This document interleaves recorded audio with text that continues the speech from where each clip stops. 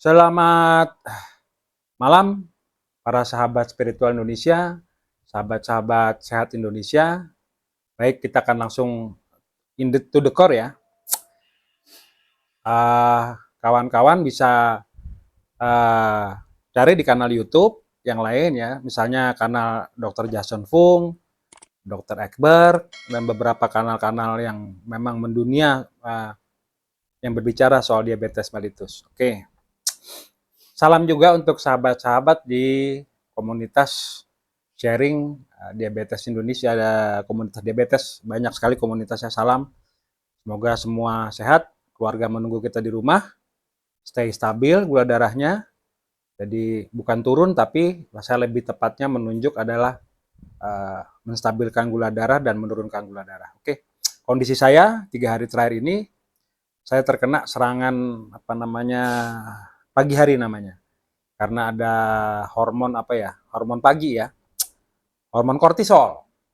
Jadi gula darah kita secara otomatis akan naik di sekitar jam 8 sampai jam 10.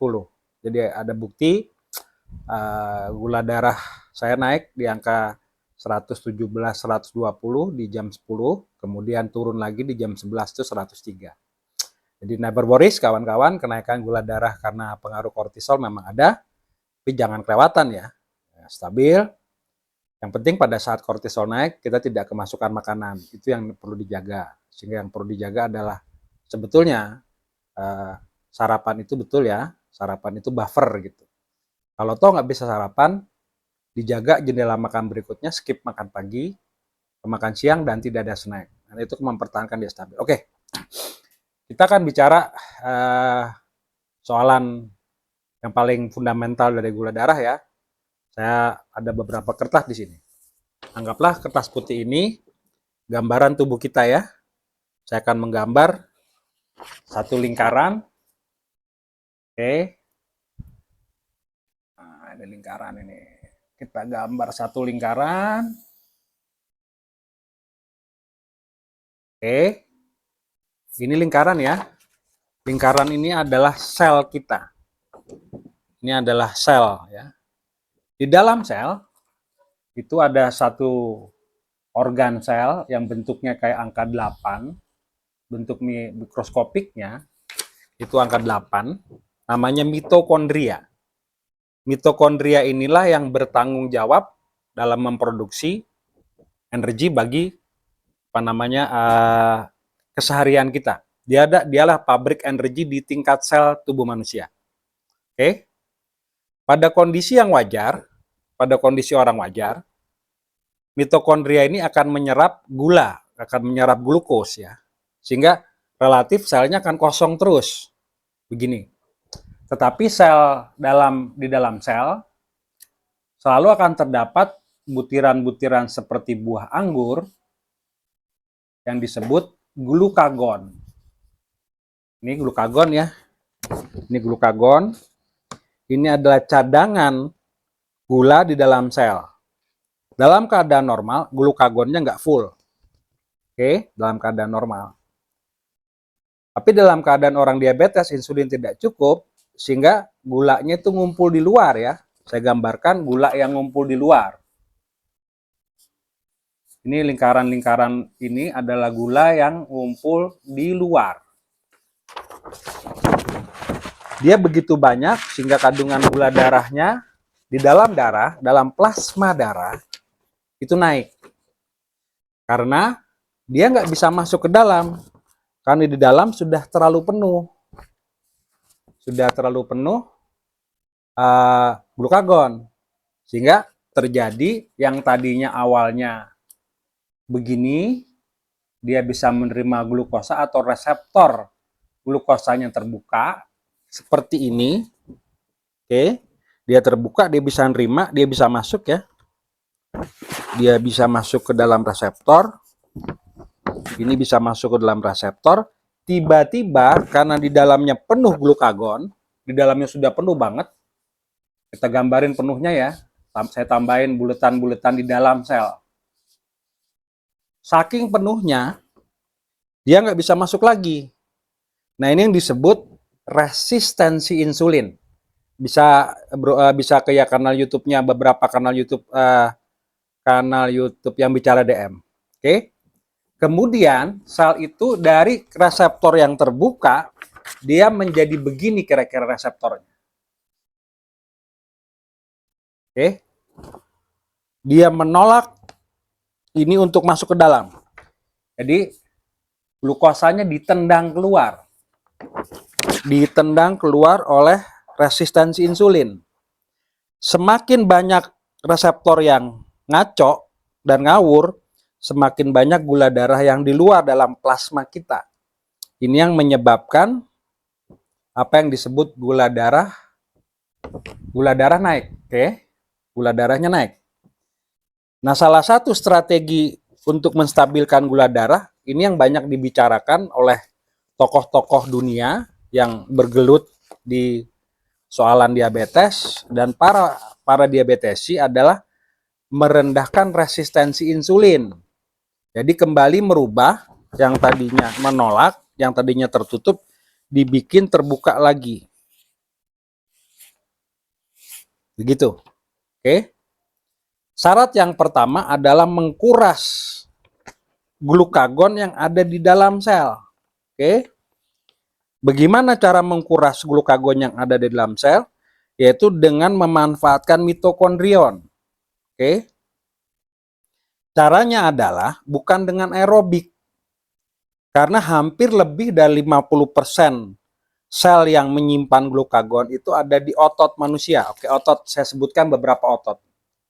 Otot rangka itu bicep, tricep, soleus itu betis, otot paha, glut, otot pantat, otot perut, abdominal, otot punggung, otot belikat. Ini semua adalah tempat di mana glukagon disimpan. Oke.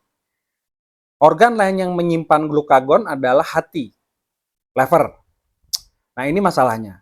Lever ketika kadar gula darah itu atau pada kondisi tertentu dia akan melepaskan glukagonnya.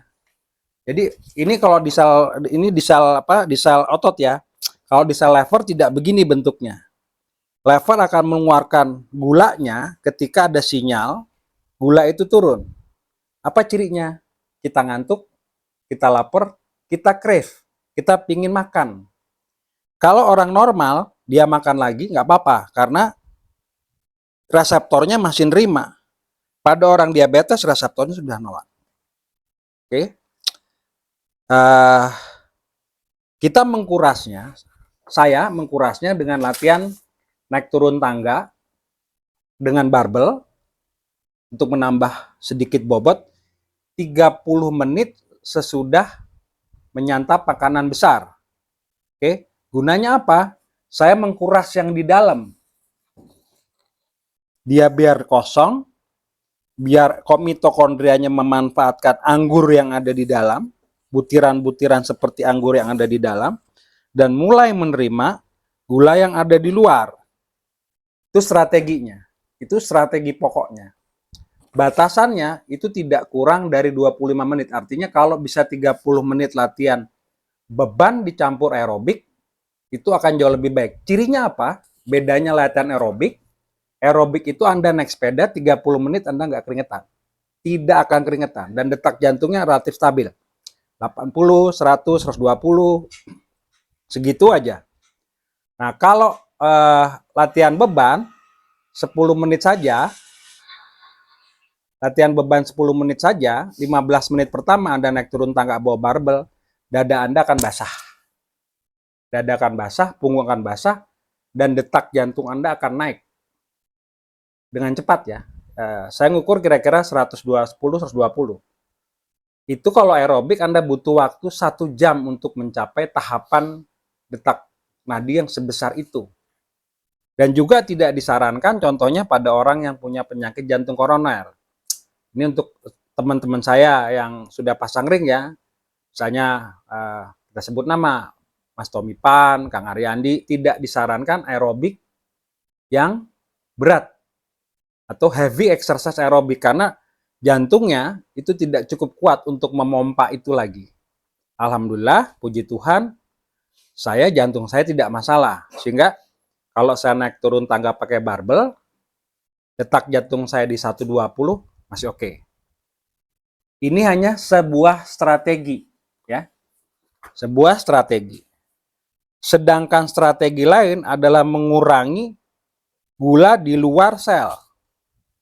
Caranya gimana? Tidak ada jalan keluar, tidak ada cara lain kecuali Anda disiplin diet, disiplin makan, mengukur asupan karbo, menghindari tepung, menghindari over processed food, goreng-gorengan dan segala sesuatu yang dihindari. Dengan menghindar dari biskuit, menghindar dari chips, menghindar dari crackers, menghindar dari gula, bahkan menghindar dari buah-buahan yang terlalu manis seperti pisang yang terlalu manis, atau misalnya semangka yang terlalu manis, maka buletan yang di luar ini akan berkurang. Oke? Tidak banyak, tapi itu akan sangat membantu. Oke.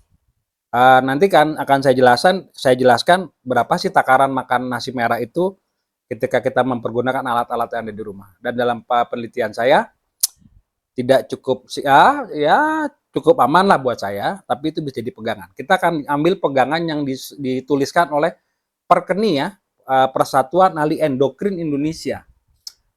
Dan salah satu yang disebutkan oleh, misalnya, saya nggak tahu di website-nya masih ada nggak keterangannya, tapi pernah saya lihat di keterangan diabetasol, mungkin kawan-kawan juga bisa lihat, mungkin bisa bertanya juga dengan produk M-Ganik, ya, multigrain M-Ganik atau Vitamil atau produk Konsur, bahwa asupan karbohidrat pada makan besar itu batas maksimumnya ekuivalen nasi merah itu 150 gram nasi merah.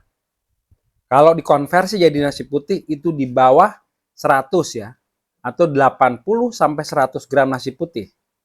Dengan syarat nasi putihnya tidak boleh baru, didiamkan dulu beberapa saat, tidak boleh hangat, dan tidak tercampur oleh air dalam magic jar. Itu akan menurunkan. Meskipun demikian, nasi putih itu glycemic index-nya masih di atas 70. Nasi merah glycemic index-nya di bawah 50.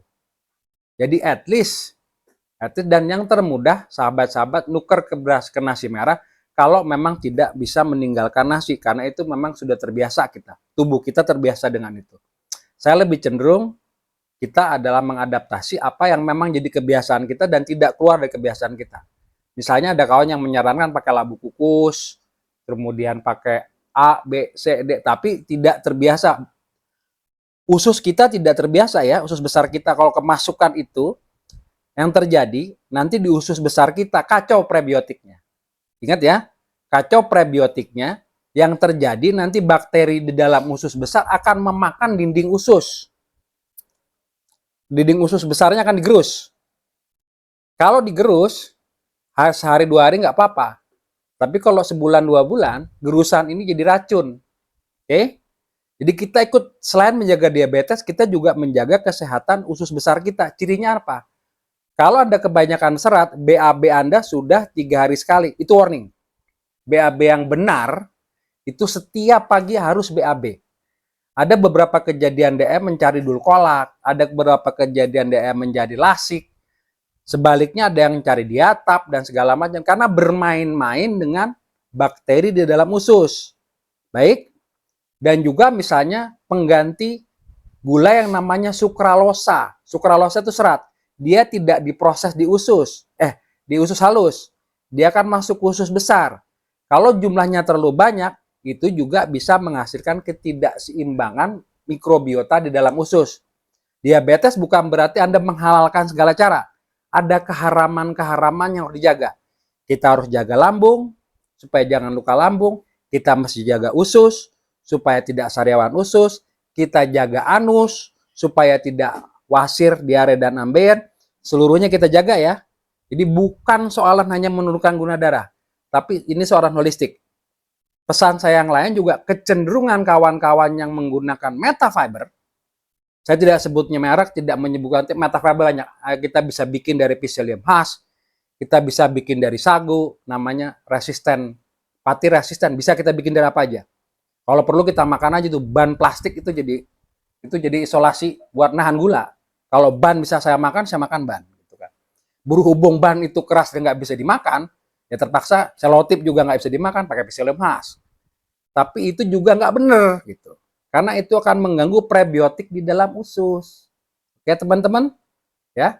Jadi menstabilkan dan menurunkan. Kata jangan dibalik. Jangan membalik kata dengan menurunkan dan menstabilkan. Dahulukan stabilisasi, baru turunin. Jangan terpicu, jangan teragitasi untuk menurunkan. Karena resikonya kalau Anda pakai obat, gue jamin kelenger. Coba Anda pakai glimipirid 2 mg dan Anda mencoba menurunkan gula darah, nanti gula darah Anda 66, Anda kena hipo. Kalau kelenger jangan salahin gua. Kalau Anda pakai obat, pakai diet yang seimbang. Kecuali teman-teman yang memutuskan tidak pakai obat. Itu bukan soalan saya. Itu soalan tanggung jawab pribadi masing-masing ya. Karena tanggung jawab mati hidup di tangan masing-masing. Kalau obat, tanggung jawab masih ada di dokter yang ngasih obat. Ada apa-apa. Kalau yang tidak pakai obat, berarti tanggung jawab sudah ada di genggaman nasibnya sendiri. Tapi soal pilihan. Dari beberapa keterangan, sudah ada keterangan orang-orang yang sahabat-sahabat yang menggunakan obat lebih dari 25 tahun. 10, 15, 25, mereka masih sehat. Artinya, pilar pertama penggunaan obat sebenarnya menjadi dilematik ketika dianggap itu begini dan begitu. Tetapi saya pribadi menganggap penggunaan obat tetap penting ketika gula darah belum stabil. Oke? Ketika Anda stabil, terserah. Mau makan bahan serep, mau makan isolasi, mau dengan cara pergi ke bulan untuk nurunin gula darah, it's fine.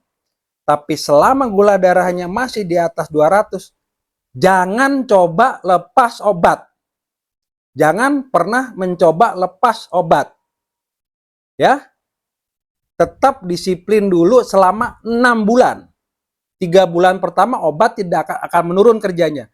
Umum dosis bertambah.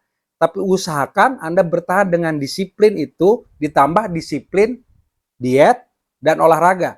Tapi stabilisasi dulu setidak-tidaknya di angka 140. Sebelum stabil, jangan lepas obat. Kalau stabil, mbok monggo, minak jinggo, miring penak jengking monggo. Ya, kalau di bawah 140, lo mau pergi kemana, lo mau pakai apa, terserah. Tapi selama di atas 200, apalagi di atas 220, 250, 400, 300, jangan lepas obat dulu. Dan jika memang sangat perlu, jika memang sangat perlu, pakai insulin. Memang ada teori-teori tentang hiperinsulemia, tapi dibutuhkan supaya tidak komplikasi. Kita ingat, saya terkena diabetes bukan hari ini. Onset diabetes itu 15 tahun, kawan-kawan. Jadi, ketika Anda terdeteksi 300 pada hari A, maka Anda hitung 10 tahun ke depan, Anda pasti kena diabetes. Jika Anda tidak rawat diri Anda. Apalagi orang tua Anda, ibu, bapak, nenek, engkong, buyut, ponakan, tetangga ada yang diabetes. Itu harus extra careful karena sudah ada bibitnya di dalam. Ya, sudah ada bibit-bibit itu. Lo makan gorengan tiap jam, lo mamah biak ngalahin sapi. Sapi itu makan tiap setengah jam. Lo mamah biak semua gorengan, cilok, biskuit. Lo minum kopi per 2 jam, tambah malam-malam pakai dry gin, tambah vodka, tambah Jack Daniel, kemudian minum sirup segila-gilanya. Nah, Anda tunggu 10-15 tahun kemudian, Anda kan berakhir konyol. Oke? Sekali lagi, ini diagram tentang namanya resistensi insulin dan sensitivitas insulin. Ini adalah senjata Pasupati, senjatanya orang DM dalam melawan keganasannya diabetes mellitus dan keganasan anggur yang di luar sel, serta sel yang malas-malas mogok-mogokan. Ini kita kembali, kita aktivasi supaya kondisinya mendekati normal. Tapi perlu diingat, kita sudah sakit, kawan. Jadi jangan mengharap seperti orang sehat. Jangan sekali-sekali berharap, wah gue udah sehat, terus gue makan ubi setengah kilo. Mentang-mentang HbA1c-nya 54, Kemudian tiba-tiba makan ubi setengah kilo, atau misalnya ada metode namanya Homair dan segala macam udah bagus, sembrono. Sekali kena diabetes, maka sejak itu harus berhati-hati. Ada masukan dari teman senior diabetes yang sudah mengelola diabetes 20 tahun. Bertanggung jawab atas makanan adalah tanggung jawab setiap pribadi. Bertanggung jawab atas pemakaian obat adalah tanggung jawab setiap pribadi. Bukan soalan ini dan itu, tapi tanggung jawab pribadi. Oke? Resistensi insulin dan sensitivitas insulin itu sudah selesai. Nanti kita bahas trigliserida ya. Bahwa gula darah turun, tapi trigliseridnya di atas 200, sarwa keneh atuh. Menilieur siah. Gitu. Bade ontohot siah. Trigliseridna 200 lebih, ke trigliseridna 200 luwih, trigliseridna 400 lebih, trigliserida itu akan dipecah jadi gula, Pak Bro, Bu Bro, Mbak Bro, Om Bro, Sis Bro, Tok Bro, gitu. Bra Bro, Sasis, Sus, gitu. Trigliserid 250 ke atas akan dirubah menjadi monogliserid. Monogliserid akan dipecah, akan jadi gliserol, dan gula alkohol, gula darah lo, naik ke puncak gunung, tinggi sekali. Trigliserid dijaga, ya, kurangin gorengan, kurangin ini dan itu. Nah, jadi begitu, jaga trigliserid, ya, turunkan resistensi insulin dengan olahraga, jaga diet, yang masih tinggi minum obat. Nanti kita akan bicara tentang bagaimana pendapat Al-Quran dan pendapat Bible tentang obat diabetes mellitus. Saya menemukan obat di dalam Bible. Nanti kita cerita tentang roti Ezekiel. Oke? Saya nggak tahu nambah Ezekiel di Al-Quran apa. Tapi kita akan bicara tentang kata Assalamualaikum warahmatullahi wabarakatuh. Kata lahem itu asalnya roti. Jadi Assalamualaikum kalau diterjemahkan bahasa diabetes, udah makan atau belum? Bethlehem itu kota roti. Nanti kita bahas Ezekiel, roti Ezekiel sebagai obat, sebagai salah satu alternatif pangan diabetes bagi yang mencandu terhadap roti. Nggak bisa lepas roti, nggak bisa lepas biskuit. Kita akan bahas roti Ezekiel. Kira-kira begitu, sampai bertemu dengan salah satu wali kutub diabetes Indonesia. Wali kutub lagi. Salah satu, salah satu pelaku empiris. Tetap sehat, ingat, onset diabetes 10 tahun, jangan memamah biak setiap 2 jam, insya Allah Tuhan mengendaki kalian akan bebas dari diabetes pada usia lansia nanti. Salam sehat, salam spiritual Indonesia. Kita ketemu tanggal 30 Desember. Saya akan nekat makan lemper di tempatnya Mas Leon dari Riba. Tapi tentu dengan bantuan obat. Oke, terima kasih. Salam sehat.